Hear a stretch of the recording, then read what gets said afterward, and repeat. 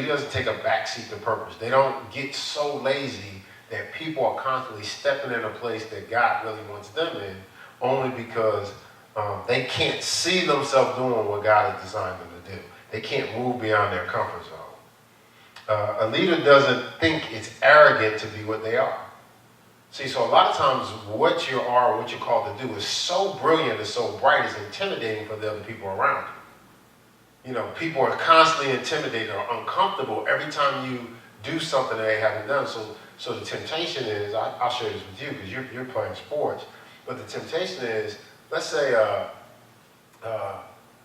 every time you come to bat, the ball's all over the place. So the temptation is, well, I don't want them to think I think I'm all that. No, I'm just going to keep hitting it until I can't hit it no more.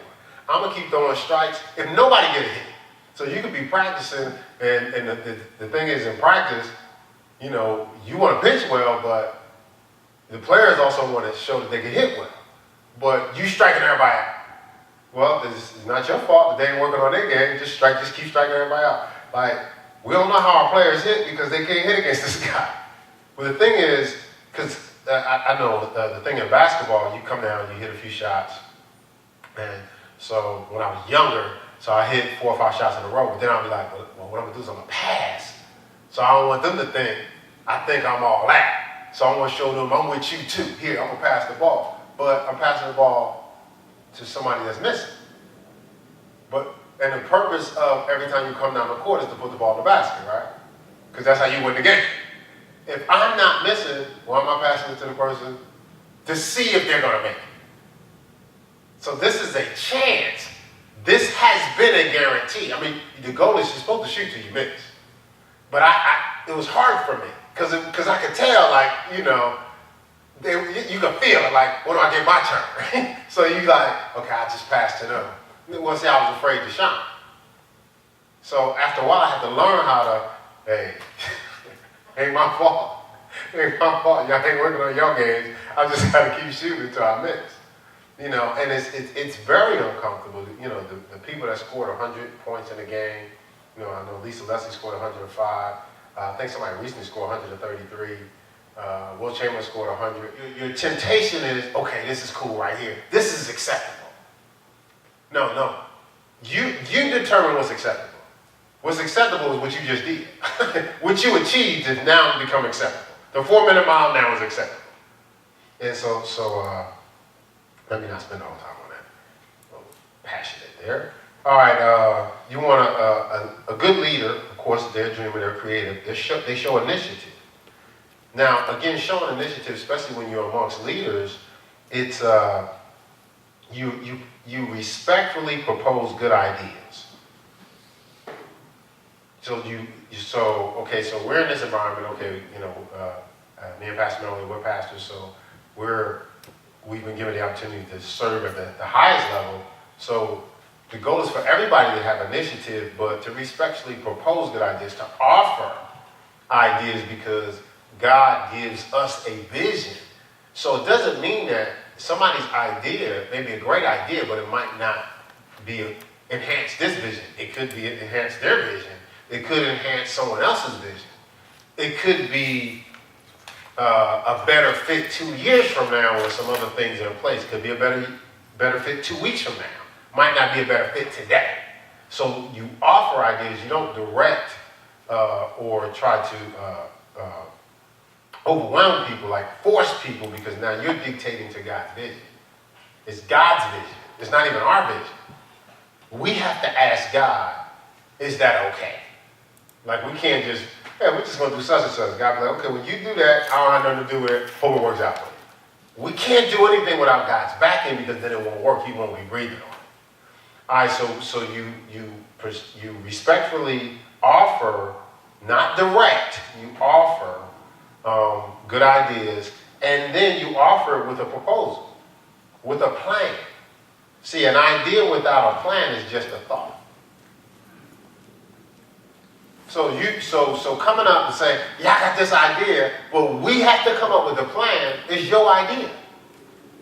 So it's easy. So that's easy to say, I think we need to do this, and you have no clue of how to get it done, and then you're upset because we haven't done it. But you couldn't even come up with an idea you couldn't come up with a plan for your idea, and you're upset because we didn't come up with a plan. Something's wrong with that. But if it really is in you and you really think it's a good idea, go through the extra work to get the plan and offer a proposal. And the thing is, as leaders, there's I should have brought it with me. I had it with me, but there's so many different areas. Even right now, there's areas that we're establishing. Like, I think on the list is probably like, it's in my case. Oh, it's not this. No, it's in my case. Okay. Yeah. It's probably like 12 to 15 different areas already. It might be more. Okay. But in all those particular areas, we're overseeing all those areas. So somebody might have an expertise in one. So like say you dance, so you might have expertise. I think we need to do this with dance. Well, we don't just be dealing with dance. Okay, you're music. We ain't just dealing with music. Then you got audio and visual. We ain't just dealing with that. You got marketing. You got administration. You got maintenance. We were just talking about it today. We got here late. You know, we trying to rush because we had the vacuum. You know what I'm saying? So the other night I had to come in and make sure, move the changing table. So we got all these areas. So the goal is, if somebody has an idea, they submit a proposal. Now we can do what our design is. Our design thinking. Our design is to guide and to lead. So we can guide a plan. So if you come up with a proposal, we can go, okay, I did it where I went. I proposed, I implemented so many different programs, probably 10 or 15 different programs. And in implementing those programs, what I did was I would always come with a proposal. And some of the proposals was like, okay, we're going to do that. No, we're doing it exactly like that. The basketball program, we did exactly like that. I did two basketball programs. The developmental classes and the curriculum with the credits, we did it exactly like that. But I did another class, I worked on it for 6 months, we didn't do it at all. No, we're not going to do that right now. It's like 6 months, somebody's going to do that. We're going to do it here at Heirs, but we didn't do it. But I just offered things. And then some things like, okay, Keith, I like that, add this. Keith, I like that, but for what God wants us to do here, we can't include that. So take that.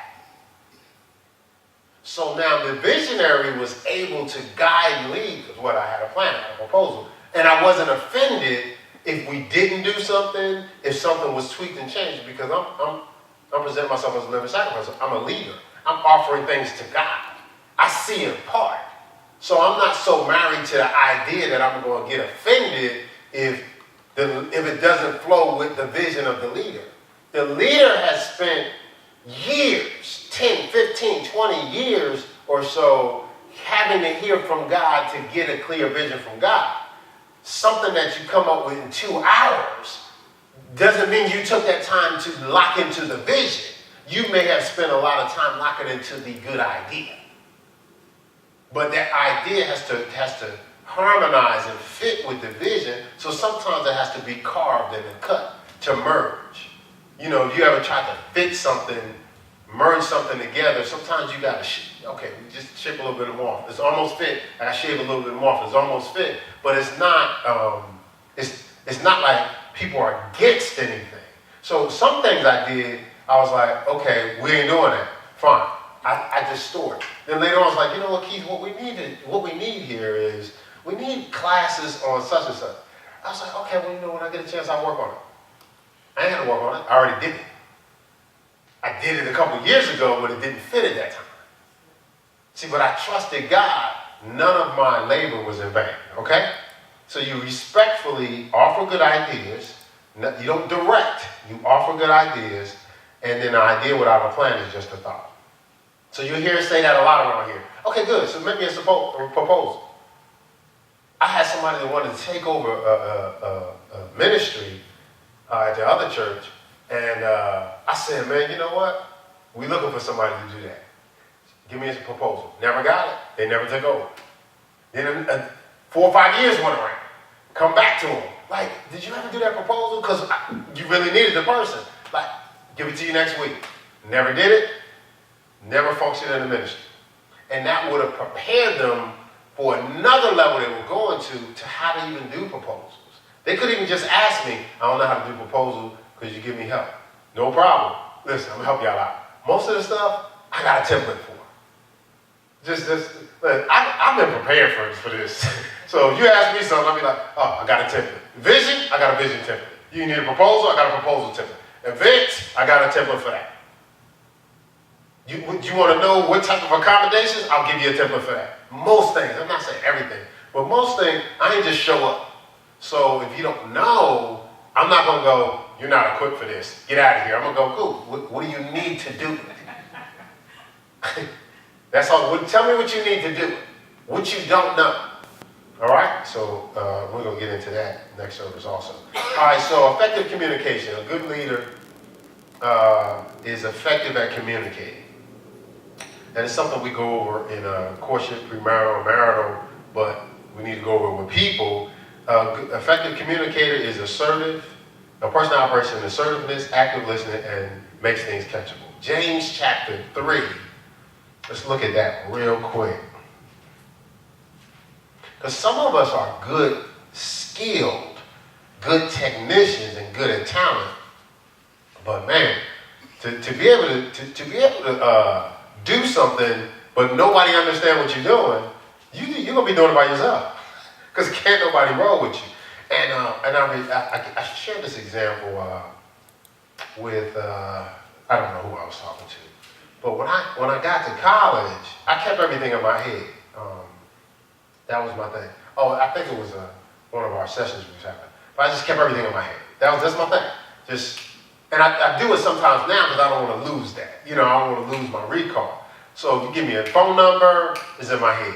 Math problem, in my head. Pythagorean theorem, in my head. Everything was in my head. So the first day I took calculus, I went to college 3 weeks after I graduated. So 3 weeks, I'm in college.